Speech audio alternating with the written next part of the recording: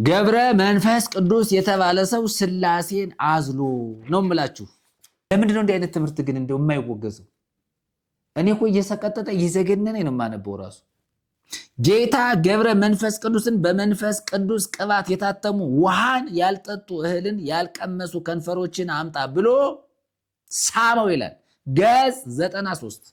እግዚአብሔር እጁን ልኮ ራሱ ይኸው ልጁን ኢየሱስን ልኮ እኮ መስማት የተሳነው ህዝብ እኮ ነው። ደፍተራ ጆሮውን ያደነቆረው የመተተበት እንዳይሰማ በጠንቋይ ተጠብጥቧል። መጽሐፉ በራሱ ግብረ ሰዶም መሆኑን በደንብ እንድታውቁት ያስፈልጋል። ግብረ ሰዶም ነው መጽሐፉ። ይሄ ወንድና ወንድ የሚሰሳምበት መጽሐፍ። የጌታችን የመድኃኒታችን የኢየሱስ ክርስቶስ ጸጋና ሰላም ከሁላችሁ ጋር ይሁን እያልኩኝ እንግዲህ እንደተለመደው በዚህ በገድላት በድርሳናት በተአምራት ላይ ያሉ የስህተት ትምህርቶችን ወደ እናንተ ለማቅረብ እናንተም ደግሞ መጽሐፍ ቅዱሳችሁን በቤታችሁ ይዛችሁ እያዳመጣችሁ እየመረመራችሁ የሚጠቀሰውን የመጽሐፉን ገጽ ቁጥር ሂዳችሁ በማየት በመዳሰስ እንደገናም ደግሞ መጽሐፍ ቅዱስን ከመጽሐፍ ቅዱስ ጋር በማነጻጸር እውነት የሆነውን ነገር እንድትለዩ እንድታውቁ ነው። የዚህ ፕሮግራም የዚህ ትምህርት ዋና ዓላማው ሰዎች ሁሉ ይድኑ ዘንድ ነው። ሰዎች ሁሉ ይድኑ ዘንድ ኢየሱስ ክርስቶስን ያውቁ ዘንድ ነው። ትምህርቱ ገድላት፣ ድርሳናት፣ ተአምራት ትክክል እንዳልሆኑና የእግዚአብሔር ቃል በቤታችሁ እንዲቀመጥ እንዲኖር በልባችሁ ስፍራ እንዲያገኝ በአይምሯችሁ ውስጥ እንድትይዙት የእግዚአብሔር ቃል ወደ ቤታችሁ፣ ወደ ኑሯችሁ፣ ወደ ህይወታችሁ፣ ወደ ትዳራችሁ፣ ወደ ስራችሁ፣ ወደ ትምህርት ቤታችሁ የእግዚአብሔር ቃል ወደ ቤተሰባችሁ እንዲደርስ ቃሉን ከመስማት እምነት ስለሚመጣ ድነት ስለሚመጣ ማለት ነው።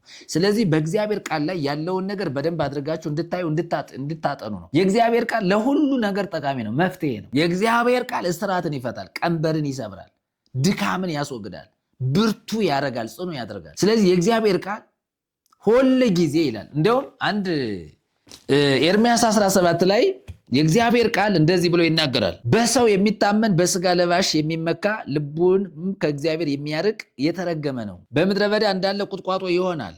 መልካም ነገር ሲመጣ ያይም። ሰው በሌለበት በጨው ምድር በምድረ በዳ በደረቅ ስፍራ ይቀመጣል። ነገር ግን በእግዚአብሔር የሚታመን መታመኛውም እግዚአብሔር የሆነ ሰው ቡሩክ ነው። ነገር ግን ቁጥር 7 በእግዚአብሔር የሚታመን መታመኛውም እግዚአብሔር የሆነ ሰው ቡሩክ ነው። በውሃ ዳር እንደተተከለ ስሩንም ወደ ወንዝ እንደሰደደ ዛፍ ነው። ሙቀት ሲመጣ አይፈራም፣ ቅጠሉም ዘወትር እንደለመለመ ነው። በድርቅ ዘመን አይሰጋም፣ ፍሬ ማፍራቱንም አያቋርጥም። የሰው ልብ ከሁሉ ይልቅ ተንኮለኛ ነው፣ ፈውስም የለውም። ማንስ ሊረዳው ይችላል? እኔ እግዚአብሔር ለሰው ሁሉ እንደ መንገዱ እንደ ስራውም ፍሬ ለመስጠት ልብን እመረምራለሁ፣ የአእምሮንም ሐሳብ እፈትናለሁ ይላል። እንግዲህ እዚህ ጋር እየተናገረ ያለው በእግዚአብሔር የታመነ ሰው የተባረከ ሰው፣ በቃ የእግዚአብሔር በረከት ያለበት፣ የእግዚአብሔር ሞገስ ያለበት፣ የእግዚአብሔር ጸጋ ያለበት፣ የእግዚአብሔር ኃይል በላዩ ላይ ያለበት ሰው፣ እምነቱ በእግዚአብሔር የሆነ ሰው፣ እግዚአብሔርን የሚታመን እግዚአብሔርን ተስፋ የሚያደርግ ከሌሎች ፍጡራን አይኖቹን ያነሳ፣ ከሌሎች አማልክት ልቡን ያራቀ፣ ነፍሱን መንፈሱን ወደ አምላኩ የመለሰ፣ እግዚአብሔር ቅዱስ ነው እሱ ራሱን የቀደሰ ሰው በጣም የተባረከ ሰው ነው። እምነቱ እግዚአብሔር የሆነለት ሰው፣ እምነቴ እግዚአብሔር ነው ተቋም ያልሆነ የሆነ የሃይማኖት መልክ የሌለው የሃይማኖት ተቋም ያልሆነ ሰው እሱ የተባረከ ሰው ነው። እምነቱ እግዚአብሔር የሆነለት፣ እምነቱ ልቡን በእግዚአብሔር ያጸና ያበረታ፣ በአምላኩ በእግዚአብሔር ላይ የታመነ ብፁዕ ብእሲ ዘእግዚአብሔር አምላኩ፣ እግዚአብሔር አምላኩ የሆነለት ህዝብ ምስጉን ነው የተባረከ ነው ይላል። የተባረከ ነው ምን ማለት ነው? አምላኩ እግዚአብሔር የሆነለት ሰው ቡሩክ ነው ማለት፣ የተባረከ ነው፣ የለመለመ ነው፣ ደስተኛ ነው፣ ሰላም አለው፣ እረፍት አለው፣ ጤንነት አለው፣ ይጠበቃል። እግዚአብሔር ሞገሱ ነው፣ እግዚአብሔር ክብሩ ነው። እግዚአብሔር የሚጠብቀው የሚከልለው የሚጋርደው እግዚአብሔር አብሮት ያለ ሰው እሱ የተባረከ ሰው እና መጽሐፍ ቅዱስ በቤታችሁ የእግዚአብሔር ቃል ጧት ማንበብ፣ ምሽት የእግዚአብሔርን ቃል ማጥናት፣ በቃ ማንበብ ይሄ ህይወት ነው። ይሄ ከሞት የሚያድን እውነት ነው። እግዚአብሔር ያለበት ከእግዚአብሔር አፍ የወጣ እግዚአብሔር ራሱ የተናገረው ማንም ስጋ ለባሽ ያልተናገረው ሕያው የሆነ ቃል ለዘላለም ጸንቶ የሚኖር ሰማይ ምድር ሲያልፍ የማያልፍ ማለት ነው። የምናየው ነገር በገሃዱ ዓለም ምናያት ዓለም ሰማይ ምድር ሁሉ ሲጠቀለል የማይጠቀለል ለዘላለም ጸንቶ የሚኖር ቃል የእግዚአብሔር ቃል ነው። ይሄ ቃል በሁሉም ቤት ሊኖር ያስፈላጊ ነው። ገድልና ድርሳን እያስነበባችሁ ከዚህ ከህይወት ምንጭ የራቃችሁ ሰዎች ተመለሱ፣ አውጡ። ገድላት ድርሳናትን ስብስብ አድርጋችሁ ስፍራ ስጧቸው። በቤታችሁ ቱላዳን ያስቀመጣችሁ፣ ገድል ያስቀመጣችሁ፣ ድርሳን ያስቀመጣችሁ፣ ይሄ በየገበያው በየሸቀጣሸቀጡ በየሱቁ ገዝታችሁ የምታመጡት መጽሐፍ ለእናንተም ለልጆቻችሁም እርግማን ነው። ለነፍሳችሁ ራሱ ድነት አያመጣም፣ ጽድቅ አያመጣም። ጽድቅ የሚያመጣው ግን የእግዚአብሔር ልጅ ኢየሱስ ነው። ስለዚህ ወደ ገድለ ገብረ መንፈስ ቅዱስ እንሄድ። ገድለ ገብረ መንፈስ ቅዱስ የተባለ መጽሐፍ እንግዲህ ባለፈው ተክለ ሃይማኖትን አጥር አድርጌ አቅርቤያለሁ። ግን በዚህ በገድለ ገብረ መንፈስ ቅዱስ ላይም ስንመጣ ተመሳሳይ ነገሮችን እናያለን። እንግዲህ ገብረ መንፈስ ቅዱስ በእድሜ ልክ በእያንዳንዱ ቀን ሺህ እምርልሃለሁ ይላል። እንግዲህ ምን ማለት ነው? በእያንዳንዱ ቀን ሺህ ነፍሳት እምርልሃለሁ ብሎ እግዚአብሔር ለገብረ መንፈስ ቅዱስ ወይም ደግሞ ለአቡዬ ቃል ኪዳን ገባለት ይላል። ሺህ ነፍሳት በየቀኑ ማለት ነው። ማን ነው? በእድሜ ልክ ሶስቱን ሽማግሌዎች ወይም ስላሴን አቡዬ አዘላቸው የሚል ሁሉ አለ። እንግዲህ እሱን ማየት እንችላለን ማለት ሶስቱን ሽማግሌዎች ማን ያዘላቸው የሚለውን ነገር ማየት በጣም አስፈላጊ ነገር ነው። ገብረ መንፈስ ቅዱስ የተባለ ሰው ስላሴን አዝሎ ነው የምላችሁ። ጻድቁ አቡነ ገብረ መንፈስ ቅዱስ ስሉስ ቅዱስን በዝቋላ ገዳም አንድ ምዕራፍ አዘሏቸው ነው የሚለው።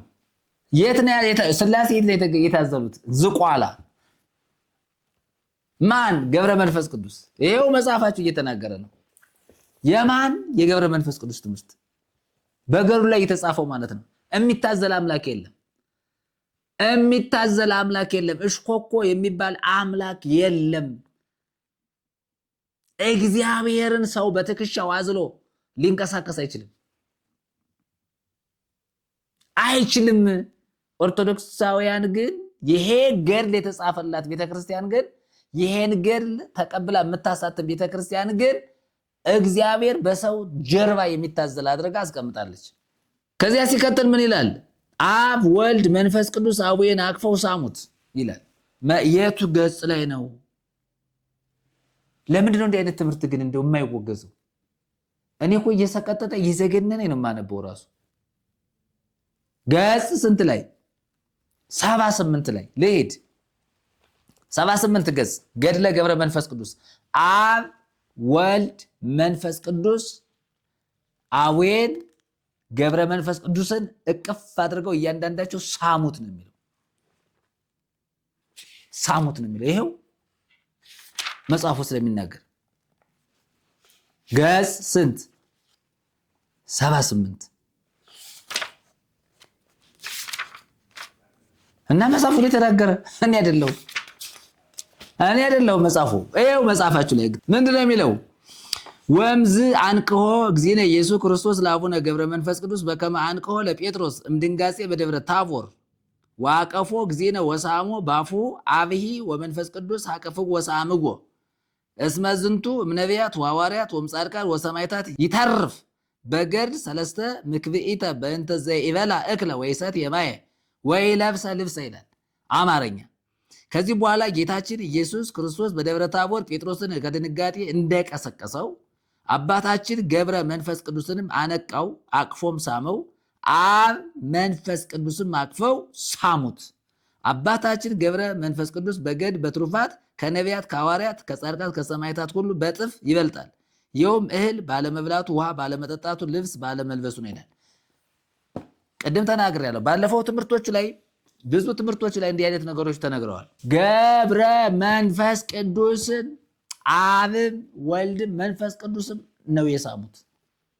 አቅፈው ምን አሉት? ሳሙት ነው የሚለው መጽሐፍ። የምን መጽሐፍ ነው ይሄ? እንዴት ቤተክርስቲያን አታወግዝም? እንዴት ኦርቶዶክስ ቤተክርስቲያን ኢትዮጵያዊቷ ይቺ ኦርቶዶክስ ቤተክርስቲያን ለምን ተቀበለች? ስራዋ ምንድን ነው? ሰው ማሳሳም ነው? ማጋባት ነው? እንደዚህ ያላማዋ ስራዋ።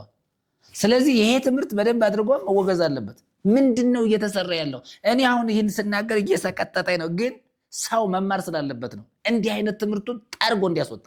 ምንድን ነው እየተሰራ ያለው? አትጠይቁም? እንደ ኦርቶዶክሳዊ ለምንድን ነው የማትጠይቁት? እንዴ ይሄ ትክክል ነው ወይ? እንዴት አትጠይቁም እንዴ? ጥያቄ አይፈጠርባችሁ ነው? እንደው ዝም ብላችሁ አድፍጣችሁ ካሁኑ ይሄንን ሲያነበው ቤተክርስቲያን ይሄንን መጽሐፍ አሳትማ ቁጭ አድርጋ በህዝብ ላይ ስትነግድ እንደ ህዝቡ እኮ በነፍሱ በስጋው እኮ ነው የተጫወቱበት። በነፍሱ እንዲህ አይነት የረከሰ ትምህርት ያስተምሩታል። በስጋው ይሄንን ግዛ እያሉ ገንዘቡን ይወጠብጡታል፣ ይዘርፉታል። ንዋየ ቅድሳት ሱቅ እዚያ ይከፍታሉ። መቃብሩ ቤቱ በሙሉ አሁን ተመችቷቸዋል። በቃ እንዳለ በሙሉ መቃብር ቤቱ ለብቻ ነው። ቤተክርስቲያን በሙሉ ዙሪያውን ሱቅ ነው። ይሄንን እያሳተሙ ይሸጣሉ፣ ይነግዳሉ። በነፍስም በስጋም ነው የሚጫወቱበት። ህዝቡ ይስቃል፣ ቄስ ያፌዛል። ለምን? ምን ቸገረው? እሱ ብቻዬን የረከሰ ገድ ሊግዛው እንጂ። ደግሞም አልፎ ደግሞ በቤት አንብ ተብሎ ደግሞ ገንዘብ እየተሰጠው በወር እየተከፈለው የሚያነብ ዲያቆን ቄስ ሞልቷል። የረከሰ መጽሐፍ አብን ወልድን መንፈስ ቅዱስን እርክስ ነው ያደርጓቸው። አይረክሱም እንጂ በእነሱ ግን እንዴት ተብሎ ጥያቄ መነሳት አለበት።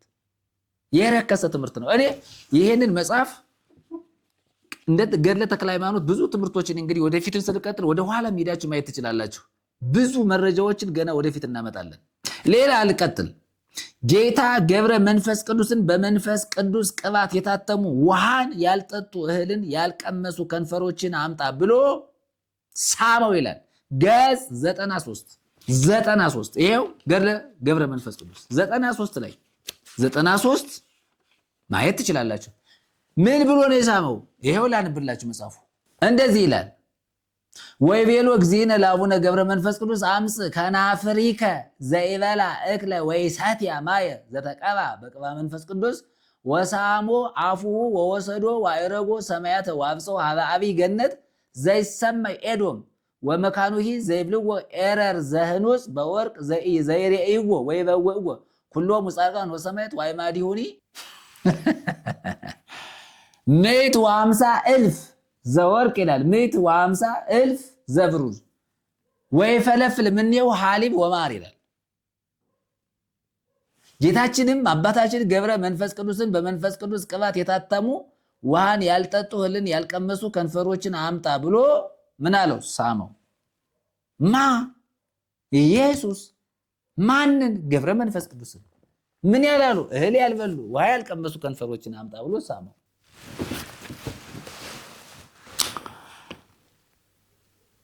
ወደ ሰማይ አወጣው ይላል። እዚያም አለ እንዴ እንደዚህ ኤዶም ወደሚባል ገነትም አወጣው። ቦታውም ጻድቃን ሰማዕታት ሁሉ የሚገቡበት በወርቅ የታነጸ ኤረር ይባላል። ምሰሶዎቹም 150,000 የወርቅ 150,000 የብር ናቸው። ከውስጡም ወተትና ማር ምን ይላል? ይመነጫል ይላል። ይሄን የዋህ ሕዝብ የሚያታልሉ በሰማይ ደግሞ ወተትና ማር አለ እያሉ ማለት ነው። ምድር ላይ ያላገኘውን ኢትዮጵያ ምድር ሆኖ ማር ያልበላ ወተት ያልጠጣ ሕዝብ ሰማይ ሊጠጣ እዚያ ሄዶ ሊጠጣ ማለት ነው። ወይ ጉድ ወይ ምኞት! የለም የለም። እዚህ ማር መብላት ያቃተው ወተት መጠጣት ያቃተው የተመኘ ሕዝብ በምኞት በጉጉት በረሃብ በችግር በጠኔ ያለቀ ሕዝብ እዚያ ሰማይ ሄዶ ሊያልፍለት ማለት ነው። እና ይጽፉለታል ሰማይ ወተት አለ ብለው። ወይ ጉድ! ሰማይ ወተት አለ ማር አለ። በምኞት ትኖራለህ ትቃጠላታለህ እንጂ የለም ሰማይ ውስጥ የለም። ይሄን ሕዝብ እንዴት እንደሚቀልዱበት አስብ። በጠኔ እያለቀ ያለ ሕዝብ በሰማይ ወተት አለ ብለው ይጽፉለታል። ማር አለ ትበላለህ ይልታል። ጻድቁን ካመንክ ተክልዬን አቡዬን ካመንክ ክርስቶስ ሰምራን አርሴማን ከታመንክ በሰማይ ወተት አለ ማር አለ ትበላለህ። ወፍ የለም። እዚሁ አምነህ ካልዳንክ የሚጠብቅ ሲኦል ገሃነም ብቻ ነው። እውነቱን እንንገራቸው። ኢየሱስን አምናችሁ ተቀበሉ። አውጡ ይሄን የተረገመ ትምህርት፣ የረከሰ ያጋነን ትምህርት ደፍተራ የጻፈው ጠንቋይ መተተኛ የጻፈውን መጽሐፍ ይሄ ክፉ መተተኛ የጻፈውን ይሄ አስማተኛ አውጡና ጣሉ። እውነቴን ነው የምላችሁ። ደግሞ አፉን ስሞ ዞት ሄደ እዚያ በሰማይ ዞት ሄደ። ምን ሊያደርገው ነው? በሰማይ እንዲህ አይነት የረከሰ ነገር የለም። ወገኖች ተጠንቀቁ። ምን በየሚዲያው እንደዚህ ሆነ ትላላችሁ? እዚያ ቤተ መቅደሱ እዚያ ዙሪያ ላይ አስወጡ እንጂ። ይሄው መጽሐፉ ነው የሚናገር፣ እኔ አይደለሁም። ይሄው ጽፋችሁ ያመጣችሁት መጽሐፉ ገድለ አቡነ ገብረ መንፈስ ቅዱስ ወታምራቲው በግዕዝ በአማርኛ ምናምን ይላል። በደብረ ከብድ አቡነ ገብረ መንፈስ ቅዱስ አንድነት ገዳም የዝቋላ ደብረ ከዋክብት ነው የሚለው። ይሄ መጽሐፍ አውጡ። ዝቋላ ብታገኙ ይሄን ነው። መሰሳም ነው ያለ እዚያ። የለም ሌላ ጽድቅ ቅድስና የሚባል ነገር የለም። እና እንደዚህ አይነት ነገር በጣም የረከሰ ነገር ነው። በጥርሶቹ ድንጋይ ነክሶ 30 ዓመት ኖረ ይላል። እንደው ምን ጥርስ አለው እሱ? አንድ ጊዜ ጥርስ የለውም ትሉናላችሁ፣ አንድ ጊዜ ደግሞ ጥርስ አለው ትላላችሁ። ሰይጣን ገመዱን በጥሶበት ከዚያ ወድቆ ጥርሱ ተረገፈ። ከዚያ ከጥርሱ ስብራት ወይም ደግሞ ጥርሱ ሲረግፍ ደም ፈሶ ነበር። ከዚያ ወይን በቀለ እያላችሁ ትቀልዳላችሁ። ከዚህ ደግሞ ምን አለው ድንጋይ ጎርሶ 30 ዓመት ኖረ ትላላችሁ። ውሸት እኮ ነው። ገጽ 98 ላይ ሄዳችሁ ማየት ትችላላችሁ። ይህን ተናግሮ አፉን ሳመው ይላል። አሁንም ይህን ምንድነው የመጽሐፍ ገድለ ገብረ መንፈስ ቅዱስ ገድለ ተክለ ሃይማኖት የመሰሳ መጽሐፍ የረከሰ ያጋንንት መጽሐፉ በራሱ ግብረ ሰዶም መሆኑን በደንብ እንድታውቁት ያስፈልጋል። ግብረ ሰዶም ነው መጽሐፉ። ይሄ ወንድና ወንድ የሚሰሳበት መጽሐፍ ያውም ከአብ ከወልድ ከመንፈስ ቅዱስ ጋር ማለት ነው። ይሄንን ትምህርት ይዛችሁ ወንጌል ሲሰበክ ድንጋይ ታነሳላችሁ። ኮብልስቶን የምታነሱ የምትሳደቡ ሰፈር ለሰፈር እየዞራችሁ ጠንቋይ ቤት የምትሄዱ መተተኛ ቤት ስትሄዱ አታፍሩ። አጉሪ ቤት ጨሌ ቤት ሄዳችሁ ቁጭ ብላችሁ ትቀድሙ። ዛፍ ቅቤ ስትቀቡ አታፍሩ። እንስሳ እያረዳችሁ ባህር የምትጥሉ የምትወረውሩ ሃይማኖተኛ የምትሉ ደግሞ ወንጌል ሲሰበክ አካኪ ዘራፍ ዱላ ይዛችሁ እንዴ የአረብ ሽማግሌ ይላል። እንደውም ይሄ ሰውዬ የአረብ ሽማግሌ ነው። የአረብ ሽማግሌ ነው ኢትዮጵያን እዚህ የተጫወተበት። ይሄው አገሩ አረብ እንደሆነ ይናገራል።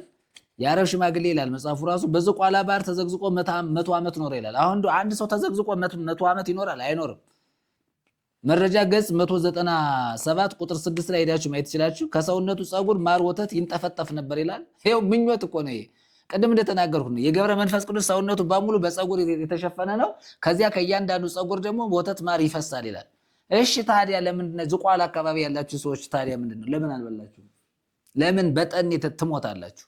ገጽ 197 ቁጥር 6 ካፉ ነጭ ማር ይላል። ካፉ ነጭ ማር ይወጣል ይላል። ከማን ከገብረ መንፈስ ምታት ነው እንዴ?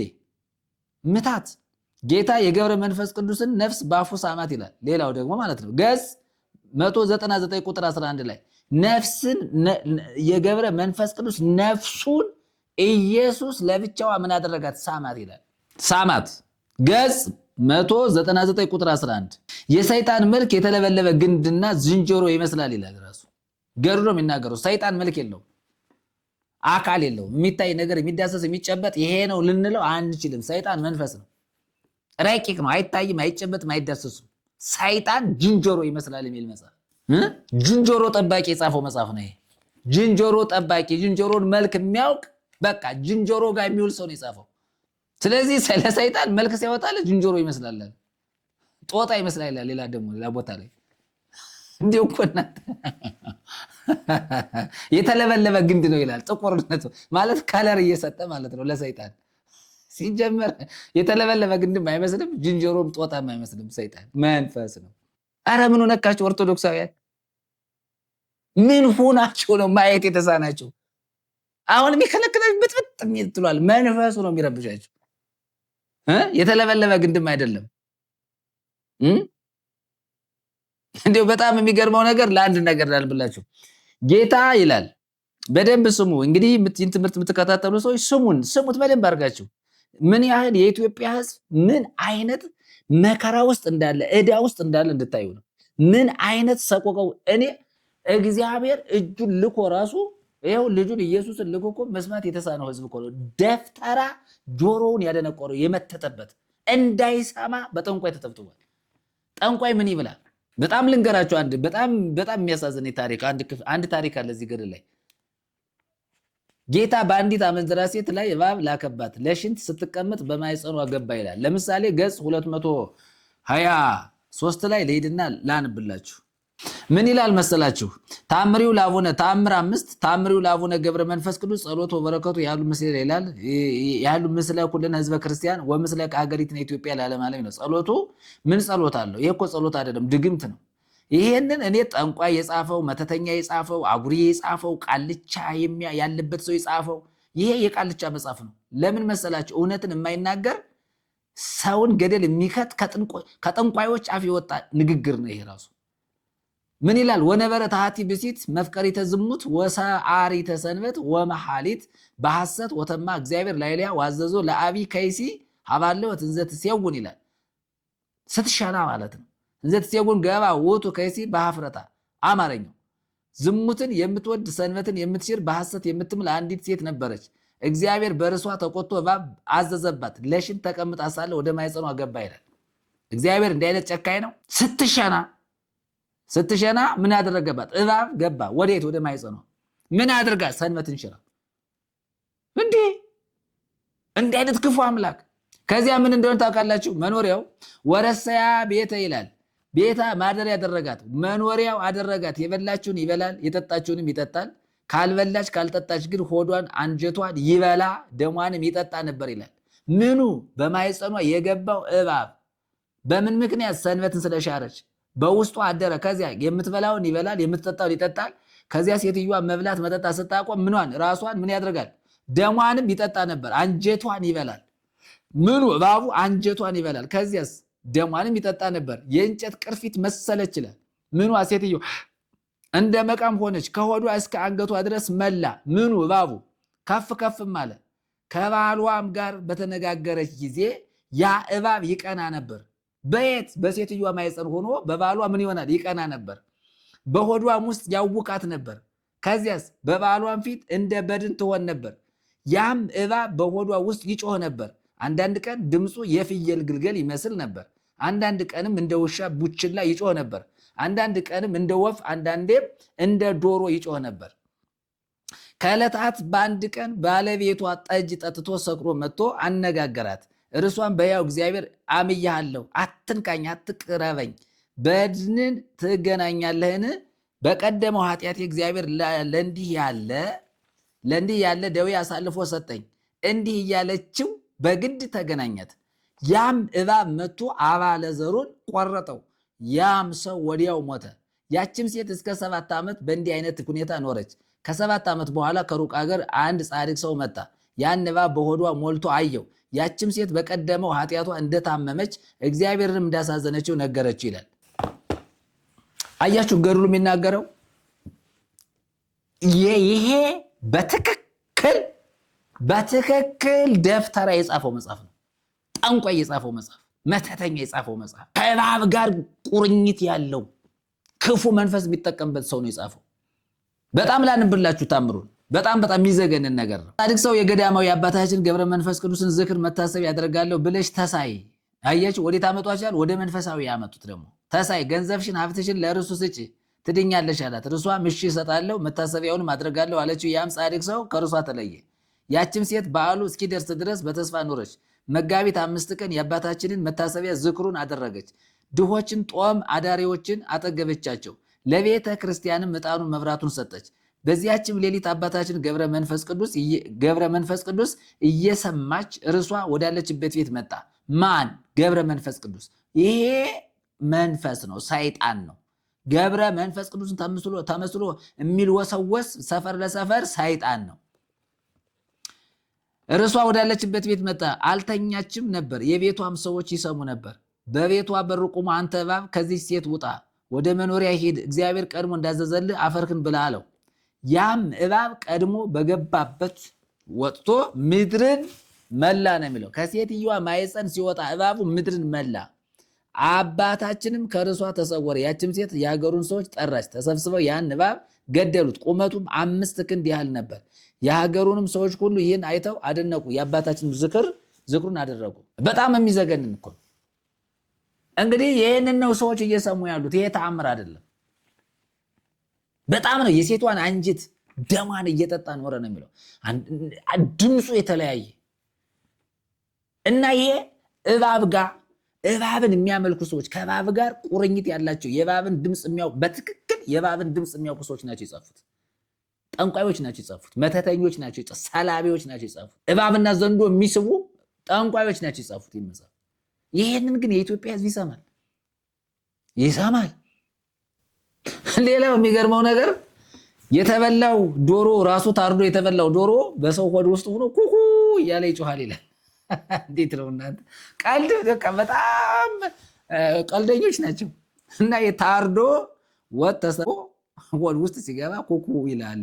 የት ገጽ ላይ ነው እንደዚህ የሚል ካላችሁ ገጽ 245 ቁጥር 3 ላይ ስትሄዱ ታገኙታላችሁ። 245 ዶሮ ምን ያደርጋል? ይጮሃል። ምን እያለ? ኩኩ እያለ የተበላ ዶሮ ምን ይላል መሰላችሁ? ከአንድ አውራ ዶሮ በስተቀር ምንም ንብረት የሌለው በሩቅ አገር የሚኖር አንድ ሰው ነበረ። ለአባታችን አቡነ ገብረ መንፈስ ቅዱስ መታሰቢያ እንዲሆን ይህን አውራ ዶሮ ሰጠ። ያንንም አውራ ዶሮ ሌባ ሰርቆ በ9 ሰዓት አርዶ በላበት። ያ የተበላው ዶሮ ከሌሊት ውስጥ በ6 ሰዓት አስመጥቶ ጮኸ። ያም የዶሮ ባለቤት የዶሮውን ጩኸት በሰማ ጊዜ አደነቀ። ሌባ እንደ በላው ማወቅ አወቀ። ሌሊትም እስኪነጋ ድረስ ቸኮለ ይላል። ያም ሌባ በዚያች ሌሊት ሙቶ አደረ ይላል። ለምሳሌ ሌባውን እንግዲህ ገደለው። ዶሮው ግን በሰውየው ሆድ ሆኖ ጮኸ። የተሰረቀው ሰውዬ ባለ ንብረቱ ዶሮው ያለበትን ቦታ ስፍራ አወቀ ማለት ነው። ሌባ እንደወሰደው አወቀ ይላል።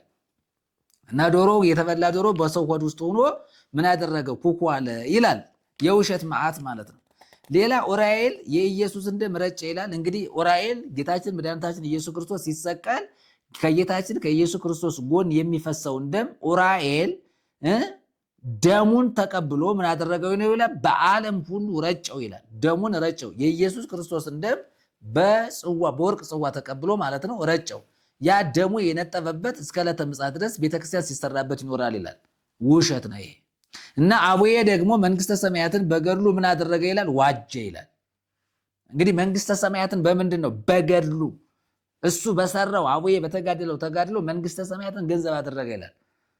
መንግስተ ሰማያት የተዋጀችው በክርስቶስ ነው። እኛንን የተዋጀ ነው።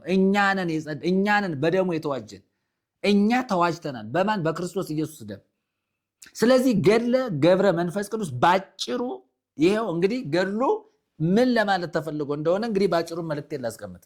ገድለ ተክለ ሃይማኖትና ገድለ ገብረ መንፈስ ቅዱስ የተባለ የሁለቱ ሰዎች መጽሐፍ፣ ይሄ መጽሐፍ ከኢትዮጵያ ቤተክርስቲያን ላይ ሊወገድ ያስፈልጋል። መወገድ አለበት፣ መወገዝ አለበት። ይሄንን ትውልድ እንዳይሰማ መደረግ አለበት፣ መስማት የለበትም። እውነት ለመናገር አሳፋሪ መጽሐፍ ነው። ገድላት ድርሳናት የሚባሉ መጽሐፍቶች ብዙ ታምራት ተነግረው የማያልቁ ብዙ መጽሐፎች አሉ። አሁን ለምሳሌ ይሄ የገድለ ገብረ መንፈስ ቅዱስ ነው። ለምሳሌ ይሄን ያነሳሁት ማለት ነው። አሁን ይሄ መጽሐፍ ይሄ ነው። አሁን ይሄ ተክለ ሃይማኖት ነው። እንግዲህ እንደምታዩት ሌሎች መጽሐፎች አሉ። ቀጣይ የማቀርባቸው ቀጣይ እንደዚህ አይነት መረጃ ያላቸው መጽሐፍ በጣም የተረገመ የረከሰ መረጃ ያለባቸው መጽሐፎች አሉ። መወገዝ ያለባቸው ትውልድ እንዳያነባቸው ከትውልድ አይምሮ ተነቅለው መውጣት መቻል አለባቸው። የኢትዮጵያ ሕዝብ ይሄንን እንዲህ አይነቱን መጽሐፍ ስብስብ አድርጎ ስፍራ መስጠት አለበት። በቃ ማስወገድ መቻል አለባቸው። ይሄ ያጋንንት ትምህርት ነው። ይሄ ጥንቁልና ነው። ይሄ ሟርት ነው፣ ድግምት ነው፣ መተት ነው። ሰውን ሁሉ እውነትን እንዳይሰማ ያደረገ መጽሐፍ፣ እውነትን እንዳይሰማ፣ እውነትን እንዳያውቅ፣ እንዳይረዳ ያደረገ መጽሐፍ፣ አጨልሞ ያስቀመጠ መጽሐፍ እና መንግስተ ሰማያትን የዋጀ ማን ነው? አቡዬ በገድሉ መንግስተ ሰማያትን ዋጀ የሚለው ትምህርት በጣም በጣም የተሳሳተ ነው። በጣም የተሳሳተ መሆኑን በደንብ አድርጎ መናገር በጣም አስፈላጊ ነው። መጽሐፍ ቅዱሳችን ግን በኤፌሶን ምዕራፍ 1 ላይ ያለውን አንድ የሆነ ሐሳብ ላንሳና የዕለቱን ሐሳቤን እቋጫለሁ። በኤፌሶን ምዕራፍ 1 ላይ ምን ይላል? ቁጥር 2 ጀምሬ ላንበው። እንግዲህ ወይም ከመጀመሪያው በእግዚአብሔር ፈቃድ የኢየሱስ ክርስቶስ ሐዋርያ ከሆነው ከጳውሎስ በክርስቶስ ኢየሱስ ላሉ ለታመኑ በኤፌሶን ለሚገኙ ቅዱሳን ይልና ከእግዚአብሔር ከአባታችን ከጌታም ከኢየሱስ ክርስቶስ ጸጋና ሰላም ለእናንተ ይሁን። በክርስቶስ የሚገኝ መንፈሳዊ በረከት ይላል። ትርጉሙን ነው የማነበው። በሰማያዊ ስፍራ በመንፈሳዊ በረከት ሁሉ በክርስቶስ የባረከን የጌታችን የኢየሱስ ክርስቶስ አምላክና አባት ይባረክ። በፊቱ ቅዱሳንና ነውር አልባ እንድንሆን ዓለም ከመፈጠሩ አስቀድሞ በእርሱ መርጦናልና በፍቅር በኢየሱስ ክርስቶስ ልጆች እንሆን ዘንድ እንደ በጎ ፈቃዱ አስቀድሞ ወሰነን። ይኸውም በሚወደው በእርሱ በኩል በነፃ የተሰጠን ክቡር የሆነው ጸጋው እንዲመሰገን ነው። በእርሱም እንደ እግዚአብሔር ጸጋ ባለጠግነት መጠን በደሙ በተደረገ ቤዛነት ነው የሚለው። ምንድን ነው የሚለው? በደሙ በተደረገ ቤዛነት የኃጢአትን ይቅርታ አገኘን። በጣም ይሄ ነው እንግዲህ ደሙ ምንድን ነው ያደረገው? በደሙ በክርስቶስ ኢየሱስ ደም በደሙ በተደረገ ቤዛነት ከዚያስ የኃጢአትን ይቅርታ ምን አደረግን? አገኘን ነው የሚለው። በማንም አላገኘንም። ክርስቶስ ሰምራ መንግስተ ሰማያትን ዋጀች ይላል። በደሟ ዋጀች ይላል። ገድለ ገብረ መንፈስ ቅዱስ ላይ ስንመጣ ገብረ መንፈስ ቅዱስ በገድሉ መንግስተ ሰማያትን ዋጀ ይላል። ውሸት ነው ይሄ። ስለመዋጀት ስንመጣ ቤዛ የሚል ወይም ቤዛነት የሚለው ነገር በደንብ ብዙ ነገር መታየት አለበት። እኛን በምንድን ነው የዋጀን? በደሙ ነው የዋጀን። በደሙ በክርስቶስ ኢየሱስ ደም ተዋጅተናልኛ ለመንግስተ ሰማያት ዜጎች እንድንሆን። ስለዚህ መጽሐፉ ቅዱስ እየተናገረን ያለው በደንብ አድርገን ማየት ያለብን ነገር አስቀድሞ እግዚአብሔር የሰራው ስራ አለ። በክርስቶስ ኢየሱስ የተሰራልን ስራ አለ። ይቅርታን ያገኘንበት ኢየሱስ ነው። ከሞት የተፋታንበት፣ ከፍርድ ነፃ የወጣንበት፣ ከእግዚአብሔር ቁጣ ነፃ የወጣንበት፣ ከሞት ከኩነኔ የዳንበት፣ በሰማይም በምድርም ከእግዚአብሔር እርግማን እንግዲህ በክርስቶስ ኢየሱስ ያላመነ ሰው በእርግማን ውስጥ ነው ያለው። በእግዚአብሔር ነፃ ወጥተናል። በልጁ በክርስቶስ ነፃ ወጥተናል። እግዚአብሔር በልጁ ነው፣ ማንንም አላከም። አንድም ጻድቅ እኛን ሊያድን የሚችል የለም፣ አልቻለምም። እግዚአብሔር ልጁን ነው የላከው። ስለዚህ ምን አደረገ? ይቅርታና ጸጋውን በጥበብና በማስተዋል ሁሉ አበዛልን።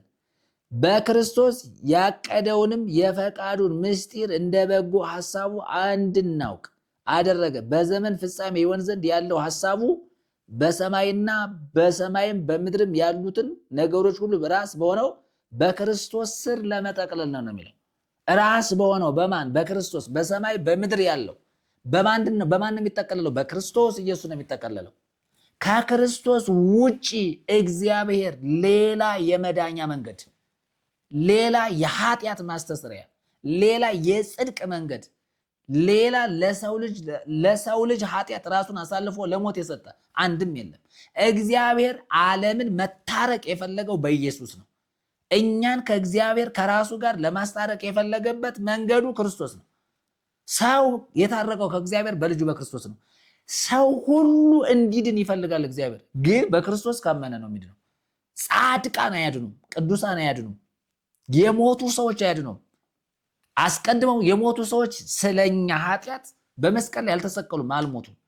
እኛን ወደ እግዚአብሔር መንግስት ሊያስገባን የሚችል አንድ እውነት ብቻ ነው ያለ፣ እሱም ኢየሱስ ነው። በአቡዬ በኩል መንግስተ ሰማያት መግባት አይቻልም። በተክልዬ መንግስተ ሰማያት መግባት አይችልም። በክርስቶስ ሰምራ መንግስተ ሰማያት መግባት አይቻልም። በተክልዬም በአቡዬም የለም። ስለዚህ ብዙ ጻድቃንን መጥራት እንችላለን። ስለዚህ በሐዋርያት በነቢያት እንኳን በእነሱ እንኳን መዳን አይቻልም። እነሱን በማመን ጴጥሮስን በማመን ድነት የለም። ጳውሎስን በማመን ድነት የለም። ዮሐንስን በማመን ድነት የለም። ኢሳይያስን ኤርምያስን በማመን ድነት የለም። ድነት በኢየሱስ ነው የተፈጸመው። ስለዚህ ማንም ሰው አይኑን ከክርስቶስ ኢየሱስ ዘወር ካደረገ በቃ አለቀ። ድነት የሚባል የለም። ስለዚህ በደሙ በተደረገ ቤዛነት የኃጢአትን ይቅርታ አገኘን። በማን? በክርስቶስ ኢየሱስ። እንደውም ዕብራውያን ምዕራፍ 7 ላይ የሚናገረውን ነገር አንድ ክፍል አነብ። ዕብራውያን ምዕራፍ 7 ላይ ሲመጣ አንድ የሚገርም ነገር አለ። ዕብራውያን 7 ላይ ስንመጣ አንድ አስደናቂ ነገር አለ። ቁጥር 23 ጀምሮ ስንመጣ እንደዚህ ይላል። አንድ በአገልግሎታቸው እንዳይቀጥሉ ሞት ስለከለከላቸው የቀደሙት ይላል የቀድሞዎቹ ካህናት ቁጥራቸው ብዙ ነበር። ኢየሱስ ግን ለዘላለም የሚኖር በመሆኑ ክህነቱ የማይሻር ነው። ስለዚህ ስለነርሱ እየማለደ ነው የሚለው። እየማለደ ሁል ጊዜ በሕይወት ስለሚኖር በእርሱ በኩል ወደ እግዚአብሔር የሚመጡትን ፈጽሞ ሊያድናቸው ይችላል የሚለው። በማን በኩል የሚመጡትን ነው? በኢየሱስ በኩል። በማንም መንግስተ ሰማያት መግባት አይቻልም። በማንም በተክልዬ ቅድም እንደተናገርኩት ነው። ከሰማይ በታች ከጥንት ከመጀመሪያ ከነበሩት ከአባቶች ጀምሮ እስከ ፍጻሜ ጌታ ተመልሶ እስኪመጣ ድረስ ማንም ጻድቅ ቢሆን በጻድቅ ስም ሰው መንግስተ ሰማያት አይገባም። ሰው መንግስተ ሰማያት የሚገባው በኢየሱስ ነው። እዚህ ጋር የሚናገረው ነገር በአገልግሎታቸው እንዳይቀጥሉ ሞት የከለከላቸው ብዙ ሰዎች ናቸው። በብሉይ ኪዳን ዘመን ብዙ ካህናት ነበሩ። እነሱ ሲመቱ ክህነቱ የሚሰጠው ለሌላ ነው። የነሱ ክህነት የነሱ አገልግሎት እስከ መቃብር እስከ ሞት ነው። ከዚያ በኋላ አይቀጥልም፣ ሌላ ነው የሚቀጥለው። የኢየሱስ ክርስቶስ የክህነቱ አገልግሎት ግን ከመቃብርም ያለፈ ነው፣ ከትንሣኤም ያለፈ ነው። አሁን በሰማያት በራሱ በአብ ቀኝ ተቀምጦ ያ አንድ ጊዜ በመስቀል ላይ የሰራው ስራ ያው ሆኖ ስራው እንደቀጠለ ነው። ዛሬ ግን ሁል ጊዜ እየወደቀ እየተነሳ አይደለም። አንድ በሰራው ስራ እሱ ለዘላለም ሕያው ስለሆነ ምን ይሆናል? ይሰራል። ዓለምን ለማዳን የተሰዋው አንድ ቀን ነው። ያ የተሰዋው ኢየሱስ ዓለምን ለማዳን ደሙን አፈሰሰ። የፈሰሰው ደም ቀራንዮ መስቀል ላይ የፈሰሰው ደም የሰውን ኃጢአት ሲያስተሰርይ ሲያነጻ ይኖራል። መች አንድ የፈሰሰ አንድ የሞተ ያ ስራው ግን ለዘላለም ሰውን ያድናል። ጌታ ተመልሶ እስኪመጣ ድረስ ወንጌል ይሰበካል። ሰዎች ወደ ንስሐ ይመጣሉ፣ ይድናሉ። በምን? በኢየሱስ ሲያምኑ። የሚናገረውን ነገር እንመልሰው። ኢየሱስ ግን ለዘላለም የሚኖር በመሆኑ ክህነቱ የማይሻር ነው። የማይሻር ክህነት አለው። ሰው ከሞተ በኋላ አሁን እነ ተክልዬ እና ገብረ መንፈስ ቅዱስ እነ ክርስቶስ ሰምራ እነ መባጽዮን እነ ሀብተ ማርያም እነ ዘርአ ብሩክ እነ ኢየሉጣ እነ ቂርቆስ እነ ጊዮርጊስ እነ አርሴማ እነዚህ ከሞቱ በኋላ ሊያማልዱ አይችሉም፣ አያማልዱም። የነሱ አገልግሎት እንዲያውም ከመሞታቸው በፊት ራሱ በክርስቶስ ያመኑ አይደሉም። ለምን? ገድላቸው በትክክል ሲነበብ ገድላቸው ትክክለኛ ገድል አይደለም። የተጻፈላቸው ገድል፣ ድርሳን፣ ተአምር፣ የተፈጠረላቸው መልክ ሊቃውንቱ በቤተ ክርስቲያን በማይለት የሚያዜሙት እያንዳንዱ መልክ ራሱ ስህተት አለበት። ወደ መልኩ እመጣለሁ። በሌላ ጊዜ የቅዱሳንን መልክ ይዤ እመጣለሁ። ስመጣ ግን እነዚህ ሰዎች ያልዳኑ መሆናቸው ገድላቸው ይናገራል። ይሄ የግልሙትናን ገጸ ባህር የሚያሳይ የዝሙትን የሴሰኝነትን ልምምድ የሚያለማምድ የእግዚአብሔርን ቅድስና የሚያረክስ ሰው ባሪያው በመልኩ የተፈጠረውን ሰውን እንደከንቱ ይሄ የግልሙትና መጽሐፍ ነው። ይህንን የሚያነቡ ሰዎች ምን እንደሚያስቡ በአይምሯቸው ምን እንደሚቀረጽ ማሰብ አስፈላጊ ነው። ልጅ እንዳይሰማው መጽሐፉ ድረስ በቤት አስቀምጣችሁ ልጆቻችሁ እንዳያነቡት ይሄ መጽሐፍ ቤተሰባችሁ ታናናሽ ልጆች በቤት አስቀምጣችሁ እያነበቡ ሌላ ነገር ውስጥ እንዳስገቡ ይሄ ጋለሞታ የግልሙትናን ስራ የሚያለማ ይሄ ቤተክርስቲያን ልታወግዘው የሚገባ መጽሐፍ ወገኖች። እንዲህ አይነት ትምህርት በጣም አስፈላጊ አይደለም።